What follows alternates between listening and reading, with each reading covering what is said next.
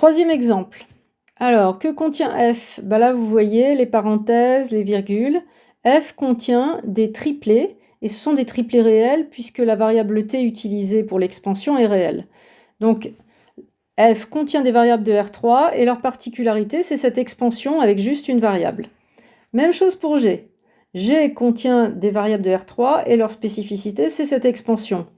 Tout de suite, faites gaffe. T ici utilisé est muet, donc T utilisé là et T utilisé là, c'est peut-être pas les mêmes. Ce sera prudent, je pense, de changer de variable quand vous manipulerez. Donc f inter g, ça a du sens, hein, c'est des variables de R3, sauf si f inter g vaut le vide, qui auraient les deux spécificités en même temps. On ne va pas perdre de temps à chercher à écrire f inter g par défaut. Si vous avez regardé la vidéo précédente, vous avez compris que c'est pénible de cumuler deux formes. Il faut repasser en type condition, ça se réduit, il existe, ça aide pas tellement. Non, on va tout de suite démarrer avec la méthodo. Je vais déclarer une variable, alors ici, ça n'a aucune importance, soit dans f, soit dans g. Et je vais réfléchir à ce que ça représente pour cette variable d'être dans l'autre ensemble.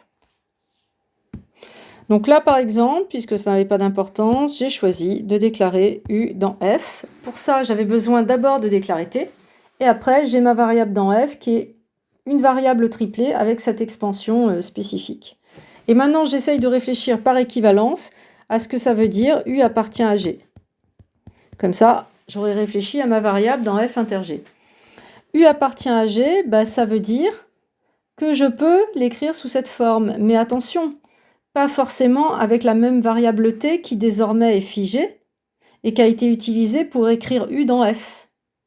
Donc en fait, là, il faut que vous compreniez que ça veut dire il existe t' dans R tel que u puisse avoir l'expansion 2t'-4, 3t' plus 2, t'-2.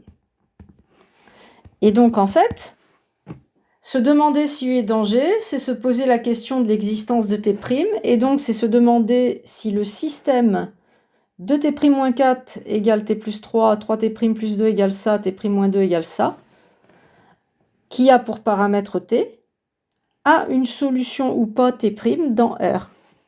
Je l'écris.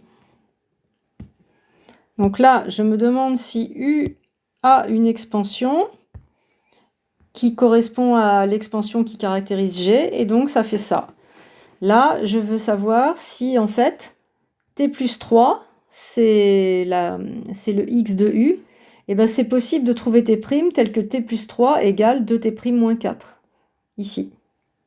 Vous voyez, là. Mais il faudra aussi que le moins t plus 2, et la variable t ne doit pas bouger, soit égal à 3t' plus 2, ce que j'ai mis là. Et que 2t plus 5 soit égal à t' moins 2. Mais par contre, il faut faire gaffe. T, il est déclaré, et t', c'est la variable pour laquelle je m'interroge sur l'existence, donc c'est mon inconnu. Et donc, on a un système linéaire à paramètres à résoudre. Le plus simple, c'est de faire un pivot de Gauss, et comme la ligne 3, il y a t' et non pas un multiple de t', ça fait un pivot égal à 1, c'est elle que je choisis en ligne pivot, je l'ai mise en tête. Et puis, je vais modifier les autres lignes en faisant L2 moins 2L1 et L3 moins 3L1 de façon à virer le t' en tête. J'aurais pu aussi ranger les constantes, ça aurait été pas mal. On va le faire maintenant.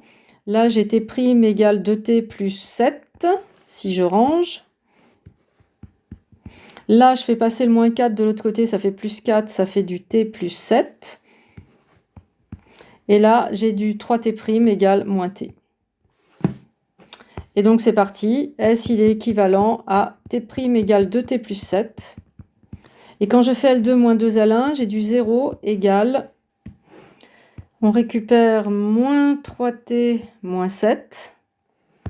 Et pour la troisième ligne, 0 égale moins 7t moins 21. Et du coup, j'ai t' égale 2t plus 7. Et la deuxième ligne donne 7 égale moins 3t, c'est-à-dire moins 7 tiers égale t.